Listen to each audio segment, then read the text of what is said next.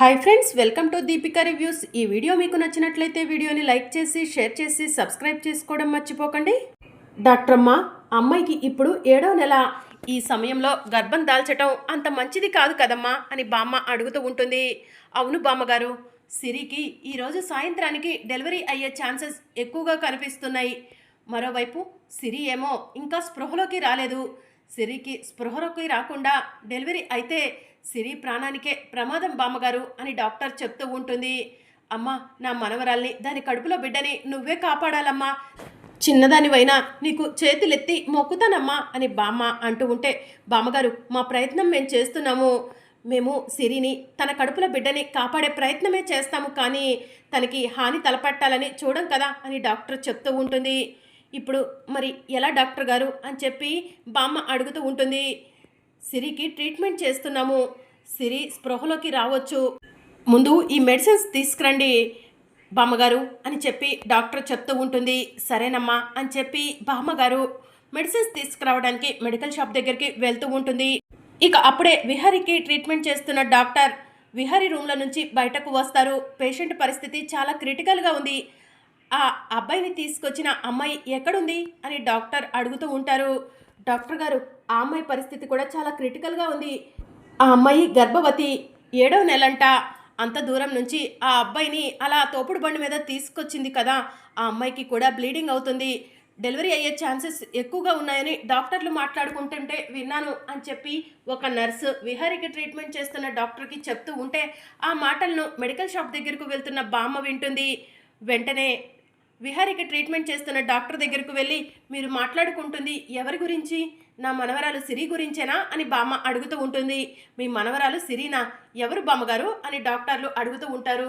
అదిగో అక్కడ ఐసీలో ఉంది, 7వ నెల గర్భవతి, బ్లీడింగ్ అవుతుందని, డెలివరీ అయ్యే ఛాన్సెస్ ఎక్కువగా ఉన్నాయని డాక్టర్ అమ్మ చెప్పింది అని బామ్మ విహారికి ట్రీట్మెంట్ చేసే డాక్టర్కి చెప్తూ ఉంటారు. అప్పుడే ఒక నర్సు బామ్మ దగ్గరకు వచ్చి, బామ్మ, ఆ ఐసీయూలో ఉన్న అబ్బాయిని తోపుడు బండి మీద తీసుకొచ్చింది మీ మనవరాలే. ఆ అబ్బాయిని అంత దూరం నుంచి తోపుడు బండి మీద తీసుకురావటం వల్లే మీ మనవరాలకి బ్లీడింగ్ అయింది. డెలివరీ అయ్యే ఛాన్సెస్ కూడా దానివల్లే అని చెప్పి నర్స్ చెప్తూ ఉంటుంది. ఎవరో ముక్కు మొహం తెలియని అబ్బాయిని కాపాడటం కోసం నా మనవరాలు తన ప్రాణాన్ని మీదకి తెచ్చుకుంది అని చెప్పి బామ్మ మనసులో అనుకుంటూ ఉంటుంది. ఇప్పుడు ఆ అబ్బాయి పరిస్థితి కూడా చాలా క్రిటికల్గా ఉంది. ఎవరికి ఇన్ఫామ్ చేయాలో కూడా అర్థం కావట్లేదు అని చెప్పి డాక్టర్లు చెప్తూ ఉంటారు. డాక్టర్ గారు, నేను ఒకసారి ఆ అబ్బాయిని చూడొచ్చా అని బామ్మ అడుగుతూ ఉంటుంది. రండి బామ్మగారు, చూద్దురు. ఆ అబ్బాయి మీకు తెలిసే ఛాన్సెస్ కూడా ఉన్నాయి అని చెప్పి డాక్టర్ విహారీ దగ్గరకు బామ్మను తీసుకొని వెళ్ళి, ఈ అబ్బాయినే మీ మనవరాలు తీసుకొచ్చి అడ్మిట్ చేసింది అని చెప్పి చెప్తూ ఉంటారు. దాంతో బామ్మ విహారీని చూసి, ఈ బాబు నాకు బాగా తెలుసు అని చెప్పి అంటూ ఉంటుంది. ఈ అబ్బాయి ఒంటి మీద కత్తిపోట్లు ఉన్నాయి. ఈ అబ్బాయి కూడా చాలా క్రిటికల్ పరిస్థితిలో ఉన్నాడు. ఈ అబ్బాయిని తీసుకొచ్చి హాస్పిటల్లో అడ్మిట్ చేసి ప్రాణాల మీదకు తెచ్చుకుంది మీ మనవరాలే అని డాక్టర్లు చెప్తూ ఉంటారు. అయ్యో భగవంతుడా, ఈ బాబు వాళ్ళ అమ్మ కూడా నాకు తెలుసు, కానీ వాళ్ళ అడ్రస్ నాకు తెలియదు డాక్టర్ బాబు అని చెప్పి బామ్మ చెప్తూ ఉంటుంది. నర్స్, ఇతన్ని అబ్జర్వేషన్లో పెట్టండి, ఈలోగా ఇతని గురించి ఏదైనా ఇన్ఫర్మేషన్ తెలుస్తుందేమో చూద్దాము అని డాక్టర్లు చెప్తూ ఉంటారు. సరే డాక్టర్ అని చెప్పి నర్స్ చెప్తుంది. ఇక బామ్మ బయటికి వస్తుంది. భగవంతుడా, ఏంటయ్యా ఈ పరిస్థితి అని బామ్మ మనసులో అనుకుంటూ ఉంటుంది. చాలా మంచివాడు, అబ్బాయికి ఒంటి మీద కత్తిపోట్లు ఉండటం ఏంటి, ఆ అబ్బాయిని కాపాడాలని నా మనవరాలు అనుకోవటం ఏంటి, అసలు ఏం జరుగుతుందయ్యా అని చెప్పి బామ్మ మనసులో అనుకుంటూ ఉంటుంది. ఇక బామ్మ లక్ష్మికి కావాల్సిన మెడిసిన్స్ తీసుకురావడం కోసం మెడికల్ షాప్ దగ్గరికి వెళ్తూ ఉంటుంది. మరోవైపు సహస్ర బెడ్ మీద పడుకొని యాపిల్ తింటూ ఉంటే, సహస్ర, నొప్పులు వస్తున్నట్టు యాక్ట్ చేయవే, బయట ఆ యమున ఉందే, చారుకేశ కూడా ఉన్నాడు, వాళ్ళకి లేనిపోని అనుమానాలు వస్తాయే అని పద్మాక్షి చెప్తూ ఉంటుంది. అమ్మా, ఇంకా ఎంతసేపు యాక్ట్ చేయాలి, నాకు బేబీ ఇస్తున్న ఆవిడికి పెయిన్స్ వస్తున్నాయో రావట్లేదో ఒకసారి చెక్ చేసి రమ్మా అని సహస్ర చెప్తూ ఉంటుంది. మేడం, నేను ఇప్పుడే చూసొచ్చాను, తనకి ఇంకా పెయిన్స్ రావట్లేదు అని డాక్టర్ చెప్తూ ఉంటుంది. అమ్మ, ఇంకా ఎంతసేపు, నా వల్ల కాదు అని సహస్ర అంటూ ఉంటే, అలా అంటే ఎలా సహస్ర, మనం అందరినీ ఇన్ని రోజులు ఎంతో కష్టపడి నమ్మించాము, మనం చేసిందంతా కూడా వృధా అవుతుందే, కాస్త ఓపికగా ఉండవే అని పద్మాక్షి సహస్రకు చెప్తూ ఉంటుంది. ఇక మరోవైపు బామ్మ మెడిసిన్స్ తీసుకురావడానికి మెడికల్ షాప్ దగ్గరకు వెళ్తూ ఉండగా బామ్మ చేతిలో పేపర్ కింద పడిపోతుంది. ఆ పేపర్ గాలికి యమున కాళ్ళ దగ్గరకు వచ్చి పడుతుంది. కాళ్ళ దగ్గర పేపర్ పడింది అని చెప్పి యమున పేపర్ని తీసి లేచి నుంచునేసరికి ఎదురుగా బామ్మ ఉంటుంది. బామ్మ యమునను చూసి అమ్మా మీరేంటి ఇక్కడ అని చెప్పి అడుగుతూ ఉంటుంది. నా కోడలు పురిటి నొప్పులతో హాస్పిటల్లో అడ్మిట్ అయిందమ్మా. నా కోడలకు డెలివరీ అవుతుందని డాక్టర్లు చెప్పారు, అందుకే ఇక్కడ వెయిట్ చేస్తున్నాము అని యమున చెప్తూ ఉంటుంది. అంటే మీరు మీ అబ్బాయి కోసం రాలేదమ్మా అని బామ్మ అడుగుతూ ఉంటుంది. మా అబ్బాయి కోసం రావటం ఏంటండి, మా అబ్బాయి హాస్పిటల్లో ఎందుకుంటాడు అని యమున అడుగుతూ ఉంటుంది. మీ అబ్బాయి హాస్పిటల్లోనే ఉన్నాడమ్మా.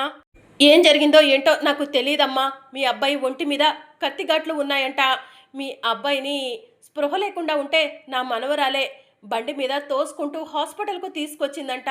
దానికి 7వ నెల గర్భవతి, మీకు కూడా తెలుసు కదమ్మా. ఎంత దూరం నుంచి నా మనవరాలు నీ కొడుకుని అలా లాక్కుంటూ వచ్చిందో తెలియదు, కానీ దానివల్ల అమ్మాయికి బ్లీడింగ్ ఎక్కువగా అవుతుందమ్మా. 7వ నెలలోనే డెలివరీ అయ్యే ఛాన్సెస్ ఎక్కువగా ఉన్నాయని డాక్టర్లు చెప్తున్నారు. అంతేకాదు నా మనవరాలు స్పృహలోకి కూడా రావట్లేదు. నా మనవరాలు ఎప్పుడు స్పృహలోకి వస్తుందా అని ఎదురు చూస్తున్నానమ్మా.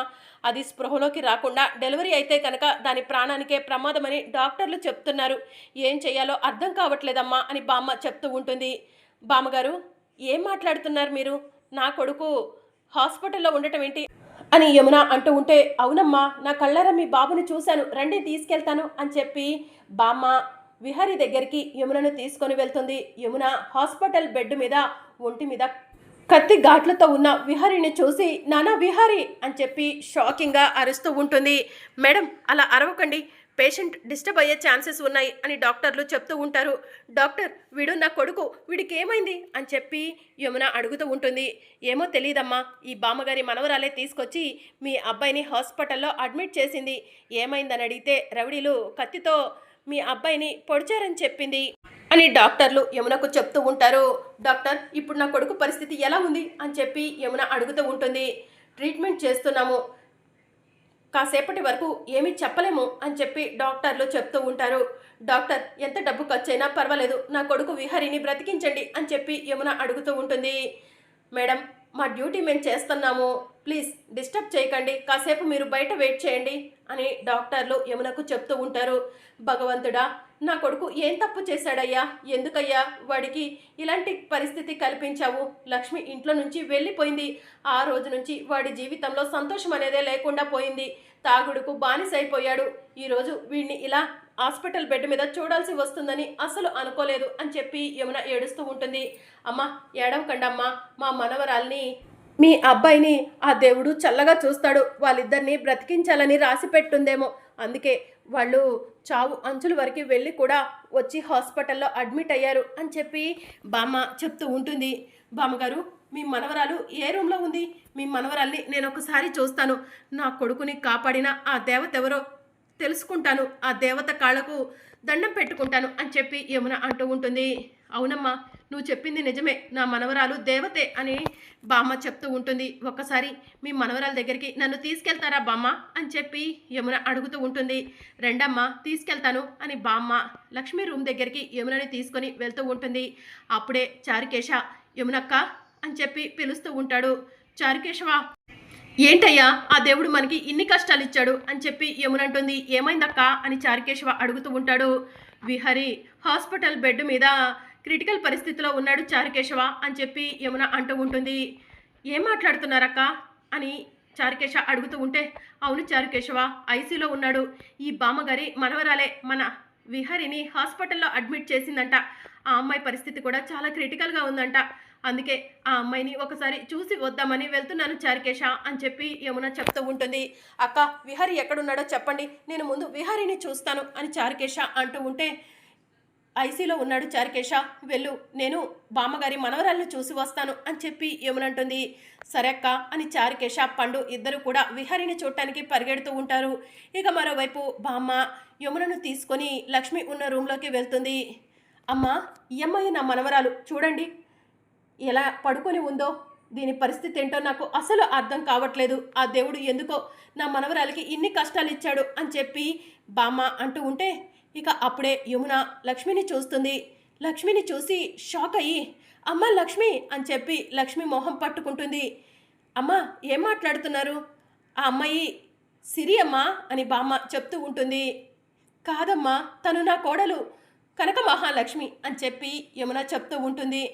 అమ్మా ఏం మాట్లాడుతున్నారమ్మా నాకేం అర్థం కావట్లేదు అని చెప్పి బామ్మ అంటూ ఉంటుంది. అవునమ్మా ఈ అమ్మాయి నా కోడలు కనక మహాలక్ష్మి, నా కోడలు కనిపించట్లేదని పిచ్చివాడైపోయాడని చెప్పాను కదా, ఈ అమ్మాయిని కనిపించట్లేదనేనమ్మా మా అందరినీ వదిలి వెళ్ళిపోయింది, ఇప్పటికీ 7 నెలలు అవుతుంది అని చెప్పి యమున చెప్తూ ఉంటుంది.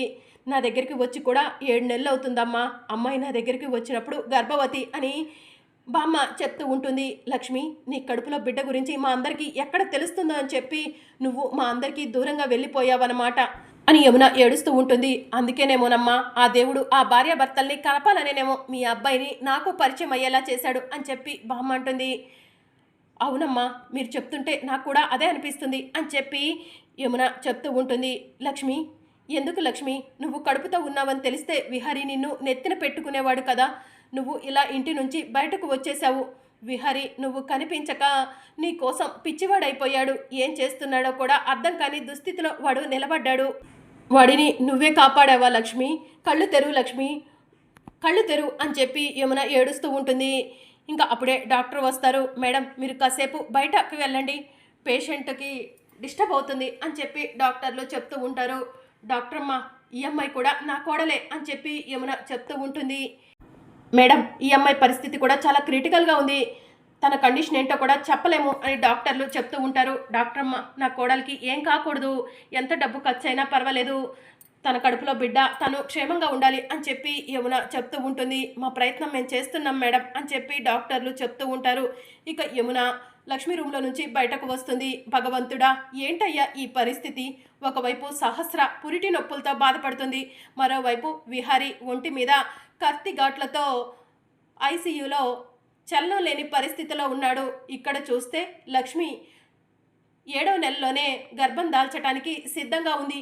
ఏంటయ్యా నీ లీలలు, నాకేమి అర్థం కావట్లేదు, వీళ్ళ ముగ్గురిని నువ్వే కాపాడాలయ్యా అని చెప్పి యమున దేవుడికి దండం పెట్టుకుంటూ ఉంటుంది. ఇక మరోవైపు పద్మాక్షి డాక్టర్ ఇంకా ఎంత సమయం పడుతుంది ఆ లక్ష్మికి డెలివరీ అవ్వటానికి అని చెప్పి అడుగుతూ ఉంటుంది. ఏమో మేడం ఈరోజు ఈవినింగ్కి డెలివరీ అయ్యే ఛాన్సెస్ ఉన్నాయని డాక్టర్ చెప్పారు అని చెప్పి డాక్టర్ పద్మాక్షికి చెప్తూ ఉంటుంది.